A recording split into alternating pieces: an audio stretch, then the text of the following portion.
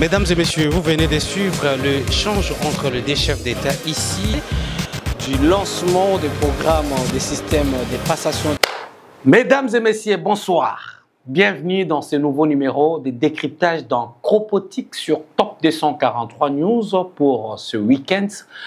Comme vous le savez, le week-end ou les jours passés étaient très enrichis avec les questions d'actualité, la chronique politique sur Top 243 News.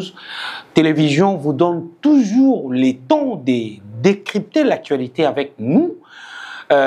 Souvent, on le fait soit seul au plateau, soit avec un confrère journaliste pour avoir une vie globale sur le déroulement de la politique dans notre pays, la République démocratique du Congo, ainsi que le reste du monde. Ça dépend des sphères politiques, de l'horizon dans lesquels la situation politique demeure intense.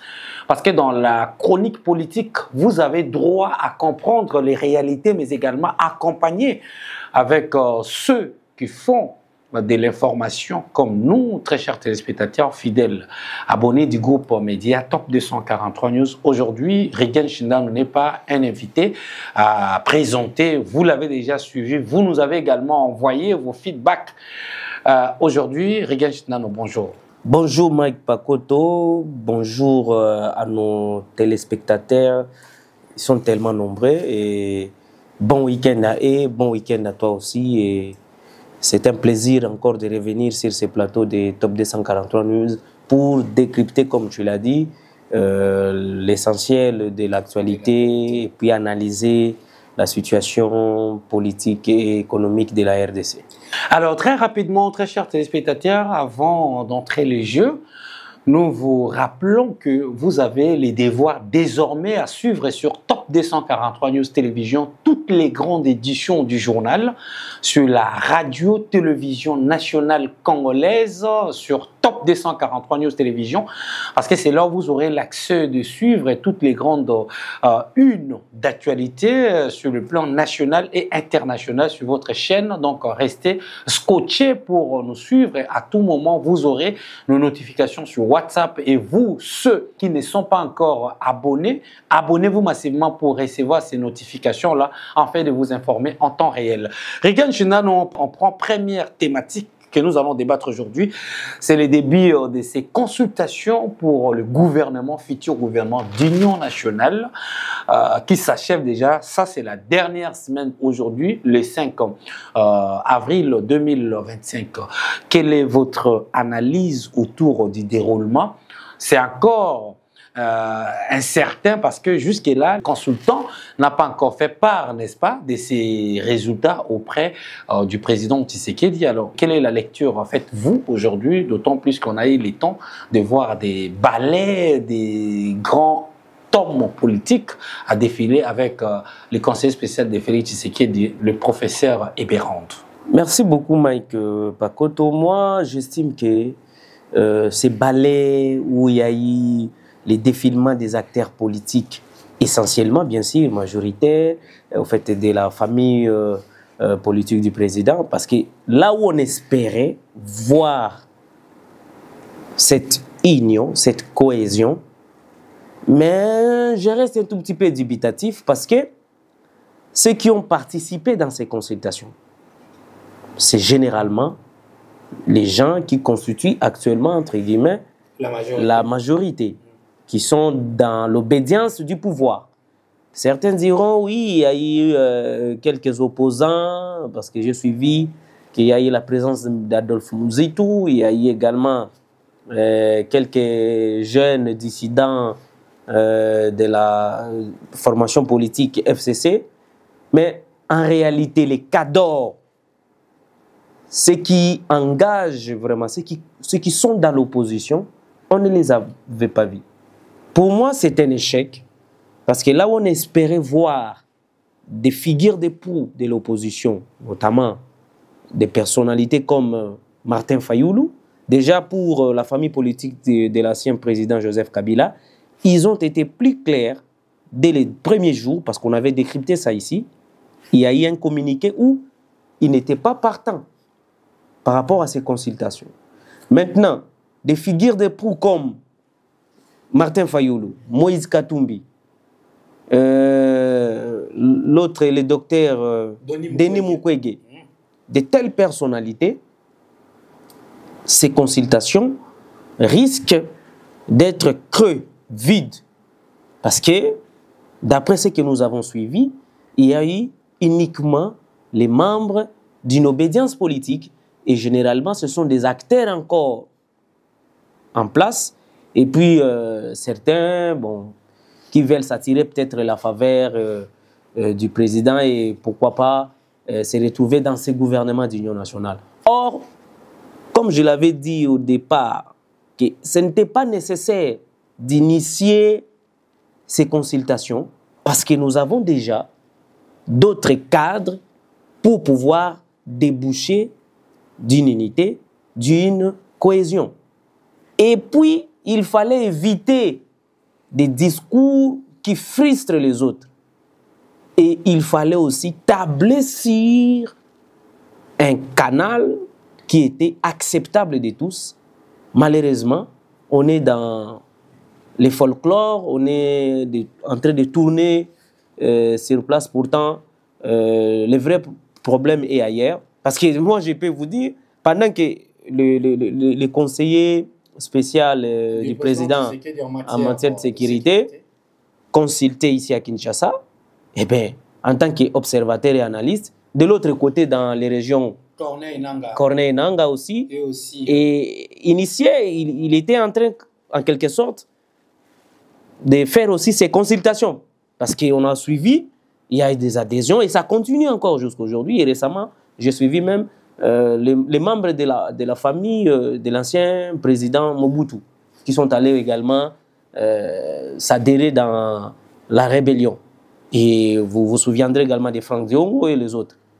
C'est-à-dire, les vrais opposants, des gens qui sont des acteurs, des parties prenantes de ces conflits, ne sont pas venus dans les consultations. Malheureusement, on va gesticuler, on va rester dans ce qui est habituel. Voilà, tout ça là qui est président de la République, on a été avec les conseillers, on a donné notre point de vue. Pourtant, le pays, le juste milieu n'est pas encore trouvé. Le juste milieu n'est pas encore trouvé jusque-là. Et on espère peut-être que non, lorsqu'il va présenter les résultats de ces consultations au président de la République, il va finalement essayer de trancher. Très chers téléspectateurs, fidèles abonnés, c'est le décryptage de Rigel Jumdano, un grand reporter dans la ville de Kinshasa, également un freelance de différents médias qui s'intéresse à ses empreintes sur les différents articles et également à travers les différents sujets. Parlons-en, parce que la question importante ici, c'est de constituer un futur gouvernement d'union nationale. Alors, à t'écoutant parler, tu nous as fait comprendre que il a fallu qu'il y ait des grandes figures emblématiques dans les sphères de l'opposition. Bien sûr, je fais également allusion à quelqu'un comme Joseph Kabila, quelqu'un comme Martin Fayoulou, quelqu'un comme Denis Mukwege, quelqu'un comme Moïse Katumbi. Mais il paraîtrait, parce que cette consultation a été conçue pour un nombre de journalistes, je pèse bien mes mots, réduit.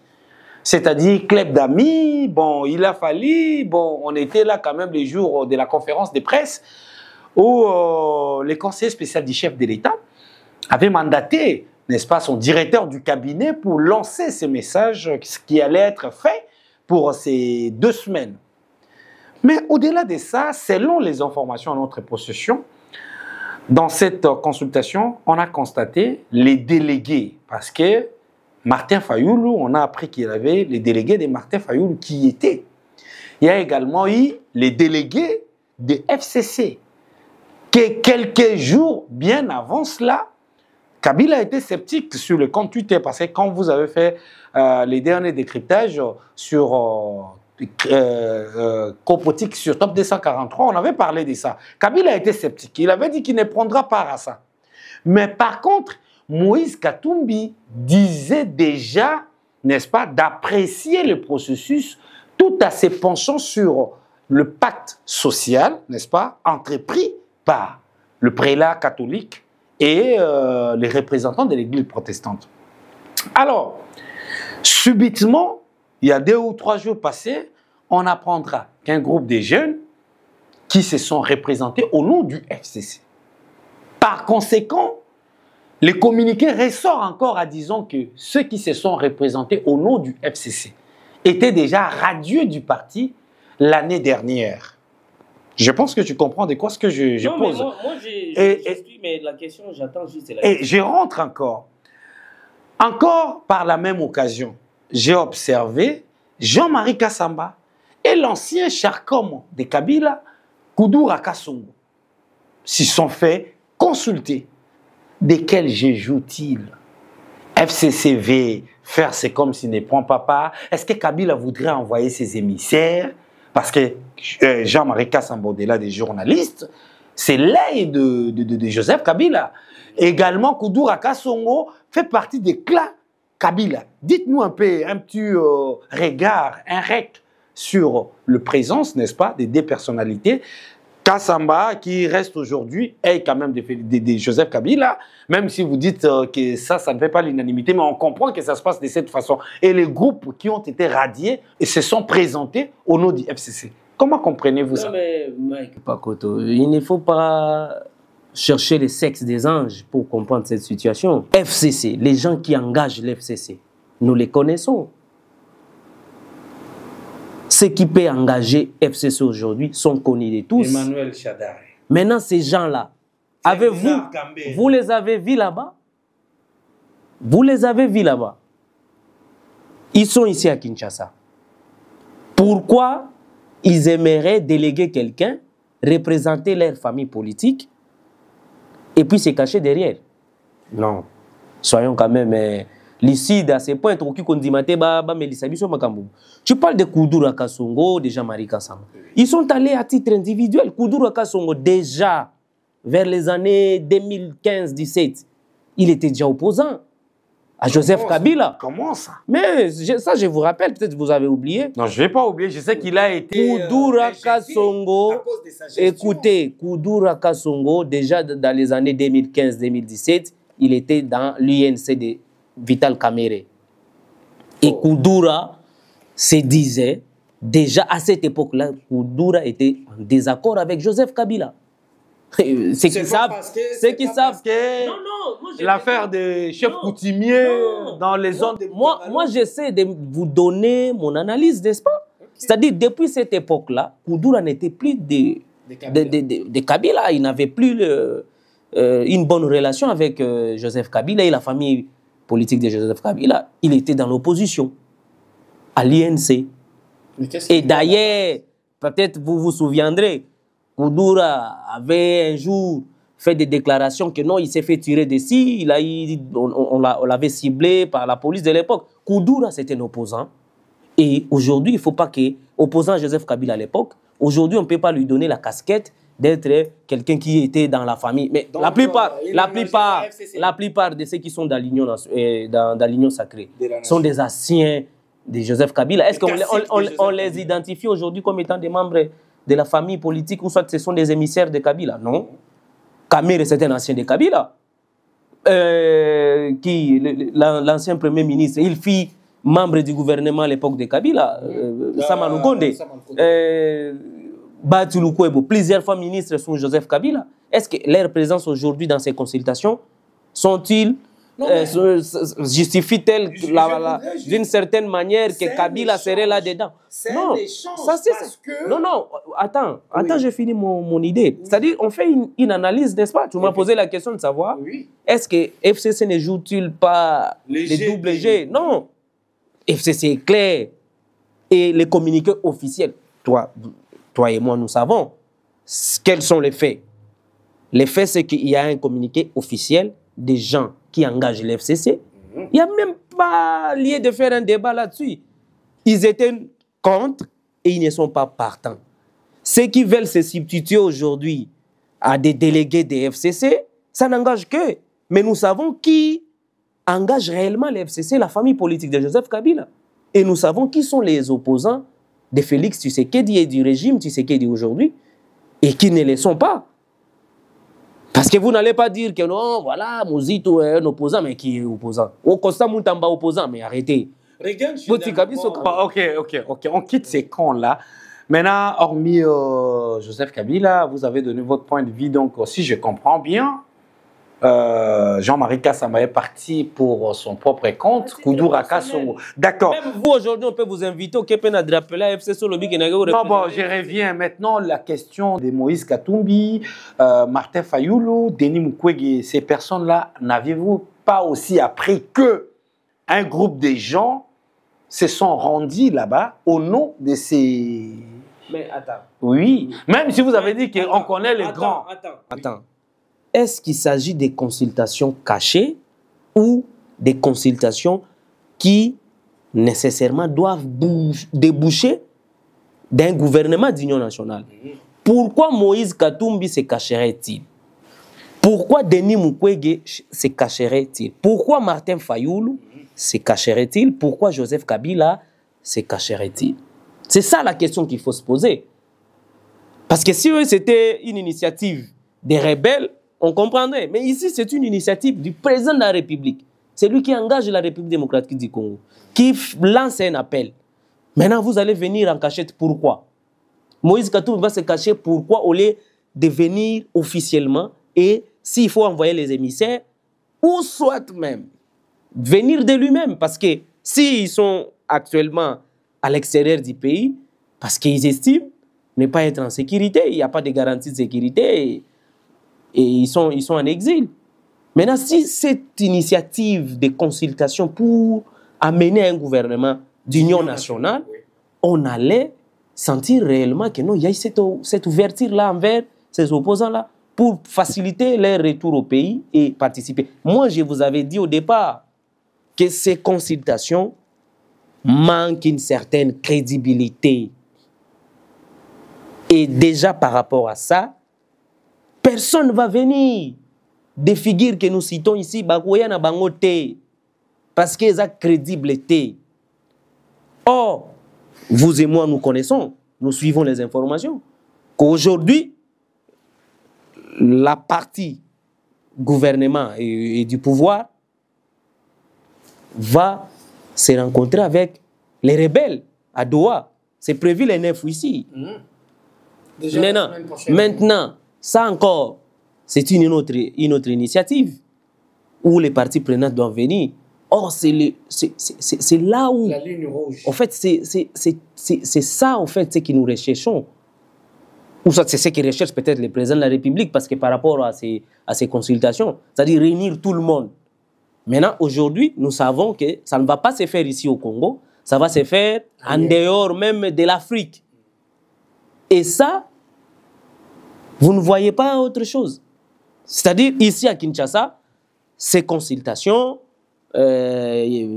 conduites par les conseillers et dépourvues d'une... en fait, d'essence quelque part. Parce que si aujourd'hui, il y a... Parce qu'ils vont dialoguer directement ce que nous avons suivi. Ça ne sera plus par un intermédiaire ou autre. C'est direct. Le gouvernement va engager pour parler direct avec les rebelles de M23 AFC. Alors pourquoi ne pas le faire ici? Peut-être pour la raison de sécurité.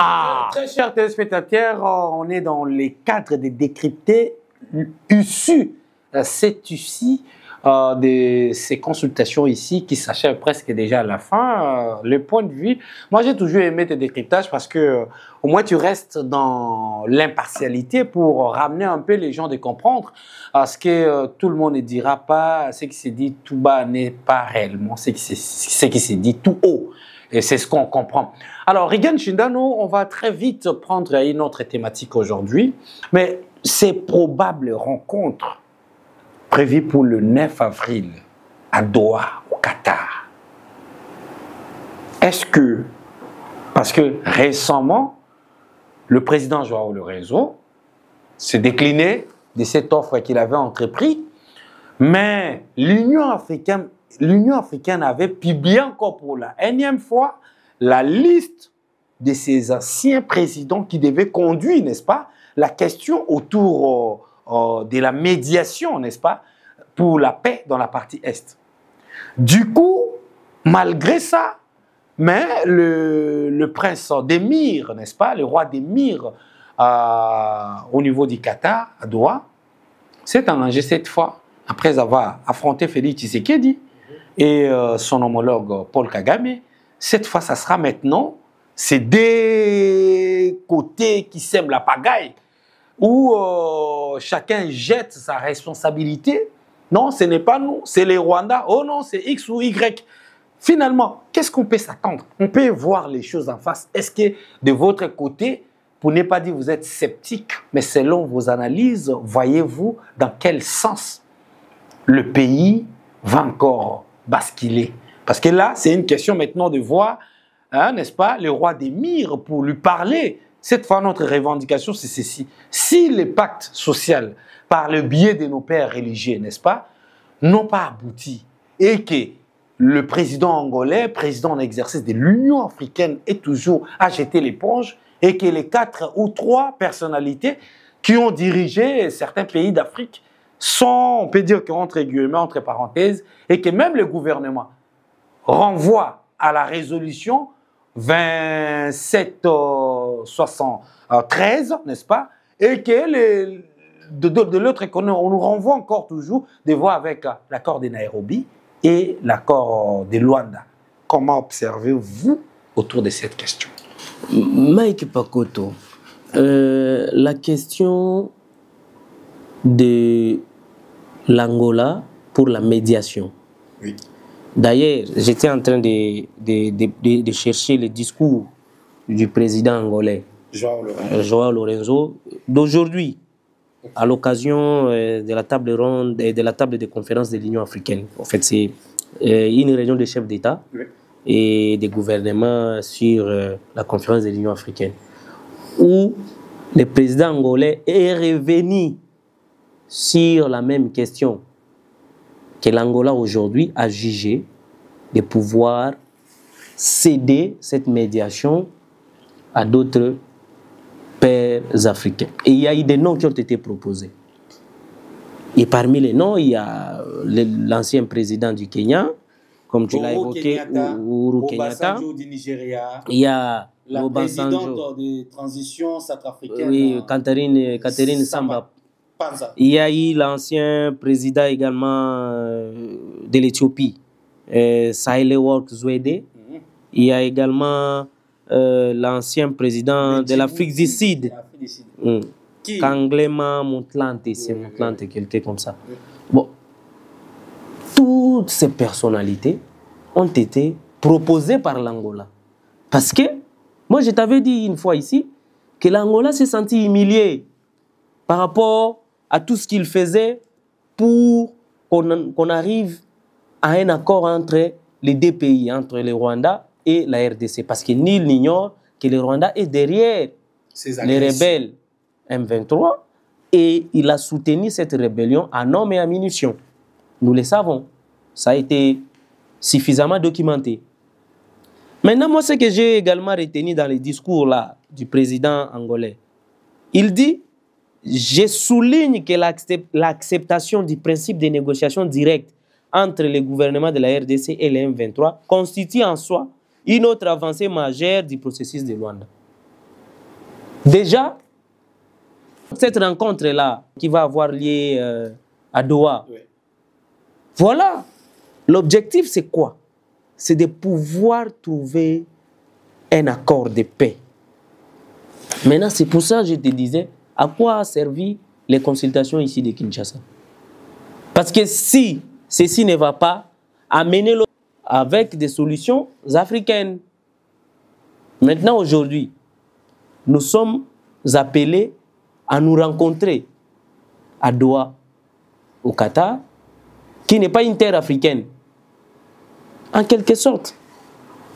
Vous ne voyez pas que non, bon, ces conflits a essayé d'une certaine manière mettre aussi des organisations sous-régionales dans une confrontation. Et aujourd'hui, ça sort dans les cadres africains, on se retrouve ailleurs, à l'extérieur même. Parce que, je vous avais dit, la rencontre entre le président Félix et Paul Kagame à Doha, ça a été un coup dur pour l'Angola. Ça a été une sorte d'humiliation. Et ils vont se dédouaner. Parce que on n'arrive plus à comprendre qu'est-ce qu'ils veulent. On n'arrive plus à comprendre la logique du côté congolais. Qu'est-ce que Kinshasa cherche au fait? Parce que moi, je vous ai dit ici, ben, comment se fait-il?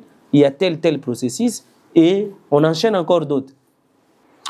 Mesdames et messieurs, merci parce que vous étiez très nombreux à nous suivre et je pense que toutes les explications autour de cette question, que ce soit pour ces 2 semaines autour de ces consultations, vous l'avez évoqué, vous avez parlé, parce qu'il a fallu de se comprendre. On peut se consulter bien, mais si on n'arrive pas à maîtriser chez soi, bah, espérer qu'il n'y aura pas de solution. Parce qu'il faut tout commencer à la maison, n'est-ce pas?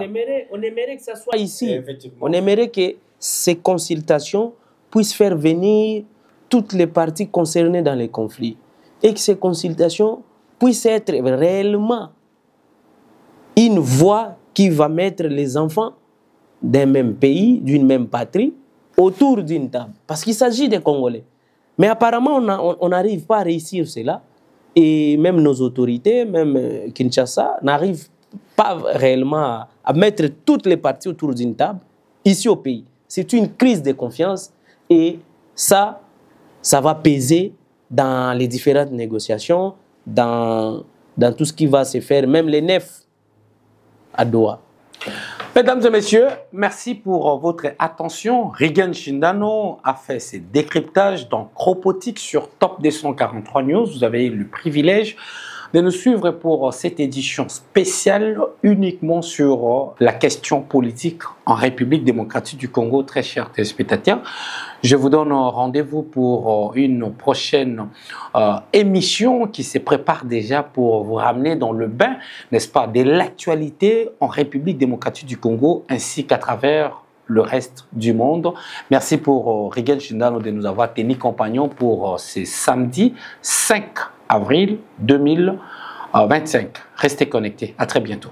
Pour vous informer de l'essentiel de l'actualité en République démocratique du Congo, il vous suffit de vous abonner sur Top 243 News TV. Également nous lire sur www.top243news.com.